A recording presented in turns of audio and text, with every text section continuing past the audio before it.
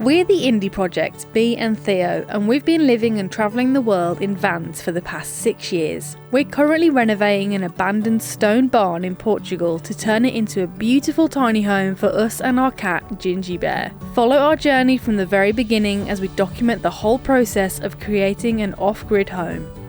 Good morning everyone and welcome back to our YouTube channel. If you saw our last video, we were excavating the barn of tons of old straw. It was incredibly hard work, but so rewarding, and we're just happy to have you guys along with us for the journey, converting our incredibly old, abandoned stone barn into our beautiful new home. And thank you so much for all of your comments and suggestions. Please drop a comment below where you are watching this video in the world, because it's so interesting to hear from all of you. And it's super early in the morning right now because we're up and at 'em to beat the heat. So let's go and take a look at the barn. So as you can see behind me, this is the stone barn that we're going to be turning into a lovely tiny home for us and our cat Ginjey Bear. And I remember years ago saying to Theo, after we've been living in a van for quite a long time, I can't ever imagine living in a house unless it's in the middle of nowhere, surrounded by nothing. And would you believe it? This is the perfect thing for us, and we've got so many good ideas for it. Let's show you around. So our stone barn is completely made out of granite stone, which is really beautiful. And the reason it's made out of that is just because there's so much of it around this area. So all the barns are made out of granite. Even the walls that border our land are granite. And it just looks so incredibly beautiful.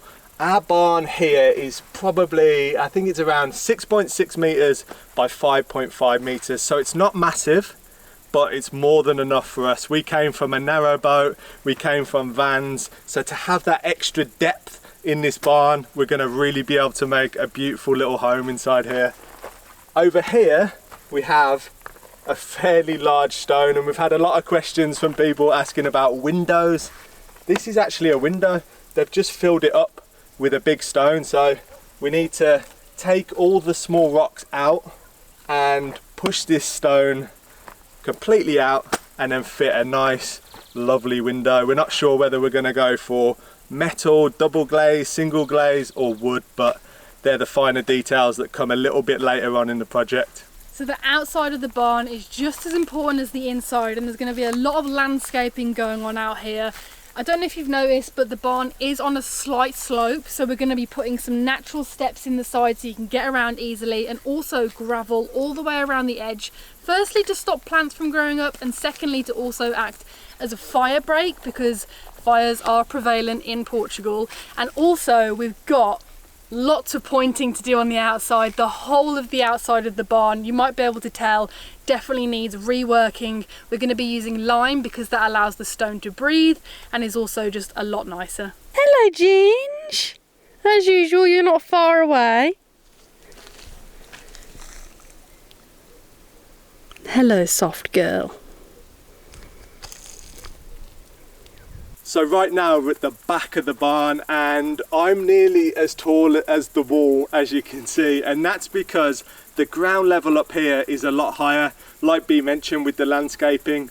But the back area of the barn is going to be saved for rainwater collection. We're going to have some nice big tanks near here, and we're going to collect as much water as we can from the roof of the barn. We do have 2 wells on the property that we can pump water up from, but it makes sense to collect as much water as possible, especially in such a dry climate. And also, once you got the tanks, it's completely free. This window here has got to be one of my favourite features. It gives us such a medieval vibe, and it just makes you think an arrow is going to poke out. What are you doing? I'm protecting our cattle. I'm ready. Are you honing your archery skills? I am, and you know what, I've just thought, when we put glass in this window, I'm going to be devastated, because no longer am I going to be able to do this. So I don't want to brag, and I will remain as humble as ever, but it's pretty much a bullseye. Not quite though, so there's still room for improvement. So in Portugal and on our property, we spend a lot of time outdoors. Probably 90% of our time is spent outdoors because it's always really nice weather. So even if it's raining, it's nice to have some sort of shelter. So that is why we are going to have a nice big shelter that comes out here to protect us from the rain in the winter, but also from the sun, so that the sun hits the roof of this shelter and doesn't hit the walls of the barn. So in the summer it keeps the stone walls a lot cooler in the day, which will be nice. And we just need to get the right pitch for this roof and it will be awesome. It's going to be so nice to sit under here. We'll probably have a big sofa, maybe a barbecue area. It's going to be really nice. So the door to the barn is actually really wide, and whilst we love the original super rustic, semi-rusty one, we are going to replace it because we'd like a nice big window in the top of it to let in loads of light, but also we really want a stable door because that would just be a really nice feature to have it half open, half shut. It also just looks really good as well, but at the moment we're just weighing up our options to see what would be best. Welcome to the inside of the barn. If you didn't see our last video, it basically showed us ripping out a really hideous wall that was in the middle of it that really made it feel so much smaller. And now it's out, the barn feels huge. Check it out. There's also a lot of rocks going on. It is a building site, but that's what it's all about. We're going to be renovating it and turning it from a rocky barn into a really cozy home. So in this corner of the barn next to the door, here is that window that I was talking about, and it's framed up really nicely with these lintel stones. And you can see light coming through there. And that makes me believe that this stone here isn't actually doing anything. So it should be quite easy to push it out, frame a nice window, and we'll have a really nice view out. And also in this corner, you can see there's some kind of charring, there's some black on the walls, and that's to do with someone having a fire up the side of the wall, which is quite common in these barns actually.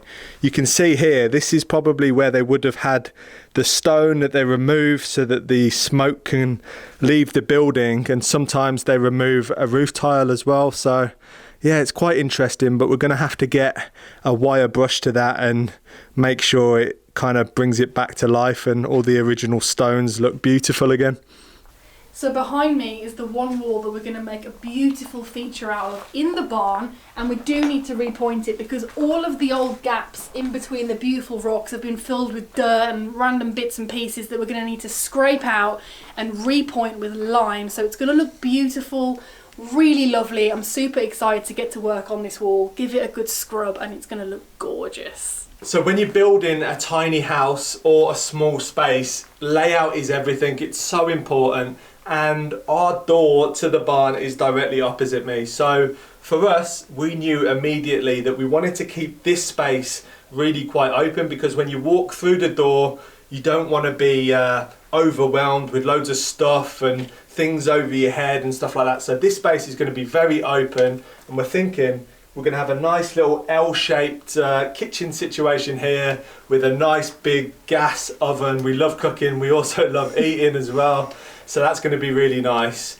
Gas, we're probably going to keep it simple. In countries like this, they do gas ovens where the gas bottle has its own gas locker inside the oven, which sounds a bit mental, but that's how they do it here. And it's such an efficient way because we're off grid, we don't have any mains gas. We don't want to run gas from outside because it just becomes problematic with running gas lines in and out. So we're going to go for the simple option and just do the bottle in the oven. Not actually in the oven, but we'll come to that in a future video. So we've had a lot of questions about insulation in the walls and stuff. Are we going to insulate the inside? And the answer is no. These walls are built really thick for insulation. So basically what the granite stone does is it soaks up all the heat throughout the day so that it stays nice and cool inside in the day, but it does radiate the heat out in the night. But generally the nights are going to be cooler, so that should be fine. And if I measure this here, this is the small window at the back, I can see the walls are over 1/2 meter thick, so incredibly thick walls and great insulation properties.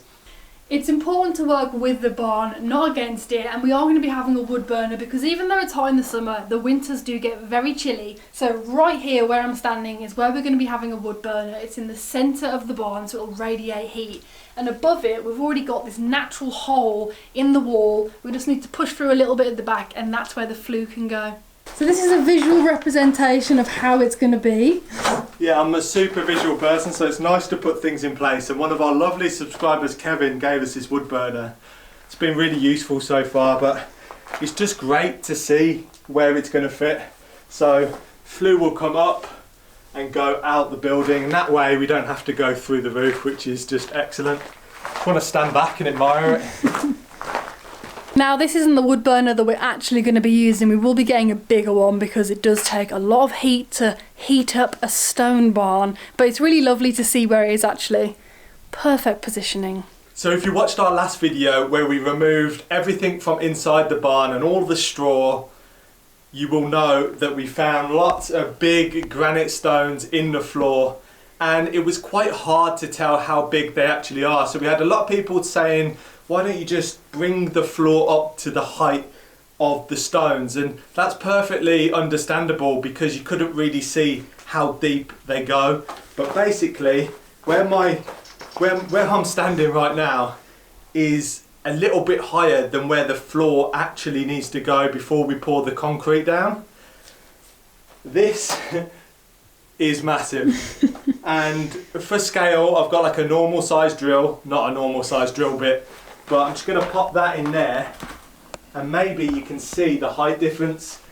This rock or stone is actually sitting 2 feet above ground level, so you can imagine if we brought the floor up here, look how much headroom I lose. Yeah. It really wouldn't work out at all. So the only option is to flatten this, and you have to wait till the next video to see how we're actually going to do it.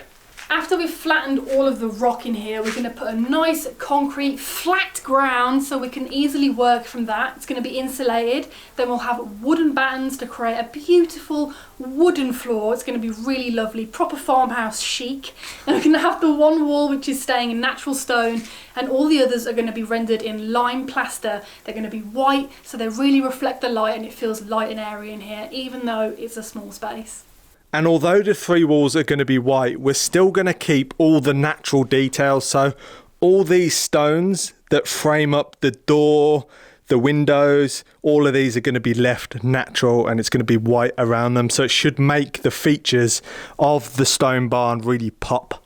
So a lot of you guys are probably wondering about what we're going to do with the roof and the ceiling, and recently we had a really big storm, so it was a good test to come down here in the storm and see if it let any water in, and it actually did. So our decision was made. We're going to put a whole new roof on this barn, and I don't know anywhere else in the world that uses cement beams. They're really awkward to work with. It'll be really difficult to insulate from the inside. So we're going to take the whole roof off. We're going to replace it with a beautiful wooden roof. We're going to have 2 skylights to let all the light in. It's going to be so nice. I reckon it's probably going to be one of the nicest features of the barn when we're finished with it. Now I know some of you will probably be wondering, what about a bathroom? And we're not actually going to be building a bathroom into this project because we do actually have a little cabin that we built last year, I think it was, and it's got a composting toilet in it and a shower. It's really lovely. It's within walking distance of the barn, maybe about 50 meters or so. So we really don't need to build anything in here. Maybe in the future we'll incorporate a little airhead composting toilet somewhere in here, but for now we're not going to be worrying about that. So on the far side of the barn, we've got this natural step up onto this massive stone. It encroaches into the living space over 1 meter. So you can see how big it actually is. And I'm going to try and chip away as much as I can around the outside so it's a little bit narrower. But I think we're going to have to keep most of it because it actually goes under the wall. So it's part of the wall. I don't want to remove it because you never know, the wall might fall down. So that's not what we want to be doing, rebuilding walls, because actually the walls of this barn is partly why we bought this property. It was in such good condition for how old it is. This barn is so old, it's still standing, it's still solid, so it would be a shame to have to rework the stone. Yeah, touch wood. But basically, this is going to be our living area. This is going to be our chill out zone. Maybe this could become a coffee table of some sort. I don't know. We'll figure it out and we'll work with it. But we really want to have a mezzanine in this area. And like I mentioned earlier about walking through the door and getting the visual for space, and that is why we're not putting the mezzanine that side, because you wouldn't want to walk into a building and suddenly just see something that's lower in the area. So the mezzanine's going to go here, and it's not like a full mezzanine. You're not going to be able to stand up, obviously. The top of the ceiling to the bottom of the floor is probably about 3 meters, so there's no way you'll stand up in there. But in our van, we actually have a meter. So as long as we've got a meter up there, we're calling it like a mezzanine sleeping deck. And it's just going to save so much room in the barn, because if we had a full double bed out here, it'll be too much and it'll be such a waste of space. So if we can get it up there. And also, I want one wooden beam going from that wall to that wall and no kind of vertical pillars. I want it to be almost like a floating mezzanine, so it should look really nice. And that is going to come out 2 meters. It might be smaller, but we just need to figure out how big we want our double bed to be and how much space we want up there. 2 meters comes out to here. So 2 meters is to here, and I've got some wood outside. I'm just going to mock it up to see how it looks. So I've just mocked up the most sketchy visual representation of a mezzanine that there ever has been. It's just some scrap wood that I found, but I thought it'd be good visually to see the depth and how it looks. And obviously I've got vertical beams here just to hold up this batten, but I think it would be really nice if I can get the main beam for the mezzanine to go into the wall and it does appear like it's just floating. I think that would be incredible.